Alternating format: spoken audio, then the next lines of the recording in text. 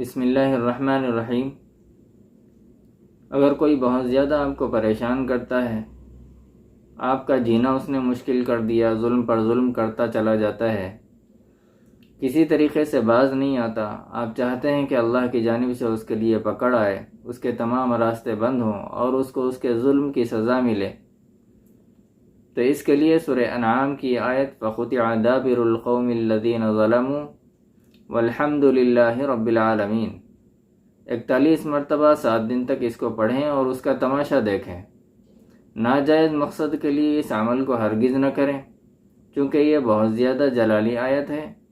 हाँ, जहाँ पर जायज़ है और जुल्म की इंतहा हो जाए, उस वक्त इस आयत का इस्तेमाल शमशीर बेनियाम साबित हो सकता है।